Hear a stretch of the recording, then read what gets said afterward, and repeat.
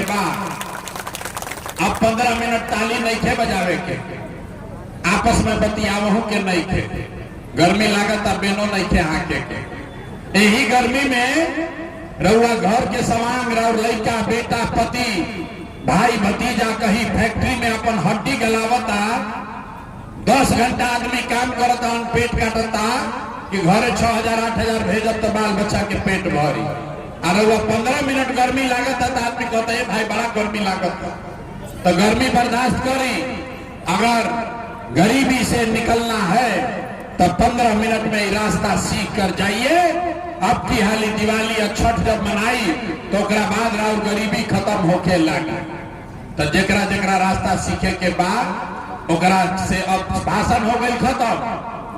अब 3 गो सवाल रउआ से पूछो और सब आदमी के ओकरा जवाब देवे के बाद जोर से जब सवाल पूछो तो अपना जगह से बैठे बैठे जे खड़ा बाबू खड़ा, जो बैठल बाबू बैठल, हाथ उठा के हाँ या ना खाली जोर से बोले के बाद। हाथ काहे उठावे के बाद? हाथे में सब दम बा। जेकरा के रउआ हथवा से बटन दबाई उहे राजा बनी। इतना तो बुझाता ना। तो सब पूरी नहीं के हिलावे के। जब सवाल पूछो तो हाथ उठा के हाँ या ना बोले के बाद 15 मिनट में रउआ रास्ता समझ में आई कि बिहार में गरीबी के, बदहाली के और परेशानी के कारण का बा, एकरा से निकले के रास्ता उपाय का। तो सब आदमी एक बार जरा सोच कर बताइए, आपके गांव पंचायत में और कुछ होके चाहे ना, आप सभी के लिए बढ़िया पढ़ाई रोजगार का व्यवस्था होना चाहिए कि नहीं होना चाहिए? हाथ उठल आवाज ना, जोर से बोलिए, होना चाहिए कि नहीं होना चाहिए? होना चाहिए भाई। अरे भाई, हम तो जानते रहे कि जब 20 में आदमी खाली तलवार बांधे डालता, लेकिन आदमी कितना समझदार बा। देखी, जे पढ़ल लिखल बा वो हो, जे नहीं के पढ़ल वो हो।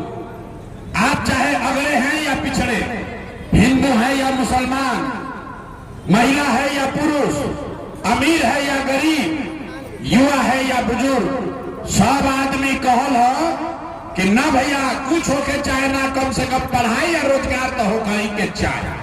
इतना बात सबके बुझाता। कौनो प्रशांत किशोर के, कौनो नेता के जरूरत नहीं के। रउआ मालूम बा कि अगर आपके लिए बढ़िया पढ़ाई रोजगार लेकिन खाती हो जाओ तो कोई मुखिया बनो, कोई विधायक बनो, लालू बनस, नीतीश बनस, हमने के जिंदगी, राउर जिंदगी सुधर जाए। इतना बात रउआ सबके पता बा। अब देखी, रउआ बदहाली के, गरीबी के कारण अपना आंख के सामने सब आदमी एक बार अपने अपने बच्चों का चेहरा याद कीजिए। सब आदमी अपन अपन लड़कन के चेहरा याद कर लीजा और अपने बच्चों के नाम पर ईमानदारी से बताइए, आप में से किसने जीवन में एक बार भी अपने बच्चों के पढ़ाई रोजगार के लिए वोट दिया है? देखिए कैसे आदमी चुप्पा लगाई। अरे बाप रे, कितना जोर से बोल ली। हाँ ए भैया, पढ़ाई या रोजगार होके के चाहे, हाथ नहीं क्यों उठावे के? अब पूछनी हाँ कि अपना वोट लड़का के पढ़ाई रोजगार खातिर दे लो, आदमी चुप भौंक लगाई। जब बैठ के कोई मुखिया के गरियावता, कोई लालू के, कोई विधायक के, कोई नीतीश के, कोई मोदी के। अरे भाई, आपने तो अपने बच्चों के पढ़ाई रोजगार के लिए आज तक वोटे नहीं दिया, तो दूसरा के दोष काहे देता नहीं? अब कोई खड़ा होके कही कि ए भैया, आज तक तो हमने के कोई पढ़ाई रोजगार खातिर वोट मांगे रहते ना कही। अब बिहार में तो सब नेता चोरे बदमाश बारन, एकर का गारंटी बा कि हमने के पढ़ाई रोजगार खातिर वोट दिया जाए तो मिली? कौना नेता के वोट दिया तो भैया हमरा से लिख के ले ली, जेकरा के मन हो के ओकरा के वोट दे दी।